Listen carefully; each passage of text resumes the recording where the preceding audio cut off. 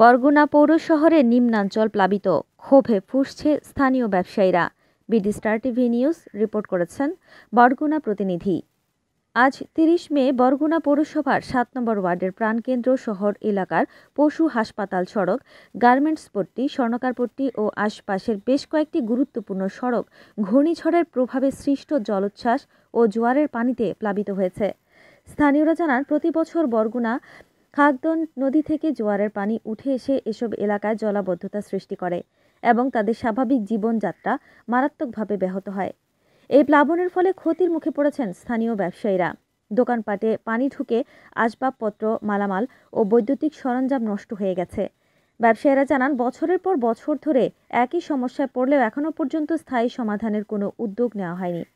একজন ব্যবসায়ী ক্ষোভ প্রকাশ করে বলেন, প্রতিবার নির্বাচন আসলেই প্রার্থীরা আমাদের নানা রকম প্রতিশ্রুতি দেন, জিতলে উন্নয়ন করবেন, সমস্যার সমাধান করবেন, কিন্তু জেতার পরে কেউ আর আমাদের পাশে দাঁড়ান না, আমাদের কষ্টের ভাগিদার হয় না কেউ। স্থানীয়দের একমাত্র দাবি, বরগুনা খাগদন নদীর সঙ্গে সংযুক্ত ড্রেনগুলো যাতে জোয়ারের সময় পানি সরাসরি শহরে প্রবেশ করতে না পারে, সেজন্য প্রতিটি ড্রেন মুখে লোহার ছাপ বা গেট স্থাপন করা হোক। এতে অন্তত নদীর পানি শহরের প্রবেশ বন্ধ করা সম্ভব হবে। ক্ষুব্ধ ব্যবসায়ীরা সংশ্লিষ্ট পৌর কর্তৃপক্ষ ও সরকারি দপ্তরের প্রতি আহ্বান জানিয়েছেন যেন এই সমস্যার স্থায়ী সমাধানে দ্রুত কার্যকর পদক্ষেপ গ্রহণ করা হয়, অন্যথায় প্রতি বছরই তারা এই রকম ক্ষয়ক্ষতির মুখে পড়তে বাধ্য হবেন।